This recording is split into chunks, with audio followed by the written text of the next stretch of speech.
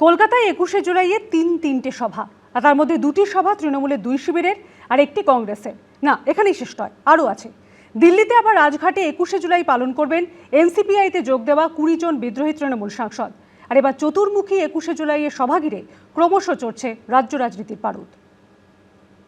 Calendar বলছে 21শে জুলাই মঙ্গলবার, আর তা নিয়েই এবার নজিরবিহীন পরিস্থিতি।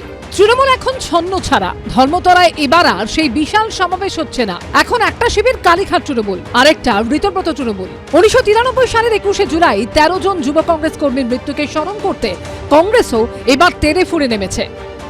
পরিবারের সদস্য তো আমাদের, ব্যথা তো আমাদের, দগদগে ঘা তো আমাদের। কলকাতা থেকে দিল্লি মঙ্গলবার চারদিকে পালন করা হবে 21শে জুলাই। বিড়লা তারামণ্ডলের সামনে 21শে সভা করবে কালীঘাট তৃণমূল। গান্ধী মূর্তির পাদদেশে শহীদ স্মরণ করবে ঋতব্রত তৃণমূল। দিল্লিতে রাজঘাটে 21শে জুলাই পালন করবে এনসিপিআইতে যোগ দেয়া বিদ্রোহী তৃণমূল সাংসদরা।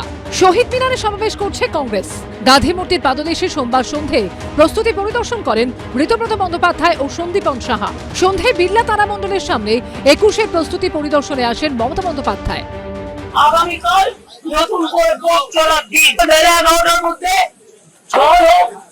চলো পুলিশ আটত্রিশ সব অগ্রাহ্য করে জেলায় জেলায় আমাদের নেতাদের থানায় ডিটেইন করা হচ্ছে। এইভাবে জোর করে বহিরাগতদের দিয়ে বাংলাকে কলঙ্কিত করবেন না। আমাদের এখানে আমরা যেটা করতে চাই সেটা রাজনীতি নয়, আক্ষরিক অর্থে শহীদ তর্পণ।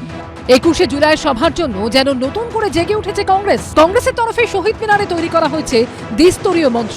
একটি মঞ্চ করা হচ্ছে 40 ফুট দৈর্ঘ্যের, আরেকটি মঞ্চ হবে 30 ফুটের। মঞ্চে থাকবে একটি প্রতীকী কাট করা, যেখানে রাখা হবে মনীশ গুপ্তর কাট আউট। তৃণমূল নামে কোনো দল নেই পশ্চিমবঙ্গে। এই প্রোগ্রামটা আমাদেরই প্রোগ্রাম। 1993 সালে যে ঘটনা হয়েছিল, কংগ্রেস ভার্সেস সিপিএম এর লড়াই হয়েছিল, যে মনীশ গুপ্তর নেতৃত্বে সেই গুলি চালানো হয়েছিল, সেই মনীশ গুপ্তকে পরবর্তীতে তৃণমূল পার্টি সংসদে নিয়ে গেছিল। চারদিকে শহীদ সমাবেশ। কলকাতা থেকে দিল্লি, দিল্লিতে রাজঘাটে 21শে জুলাই পালন করবে এনসিপিআইতে যোগ দেওয়া 20 জন বিদ্রোহী তৃণমূল সাংসদ। 15 বছর ধরে সরকার ছিল আমাদের, তখন আমি যে দলে ছিলাম, কিন্তু সেই রিপোর্টটা কিন্তু আসেনি জনসমক্ষে।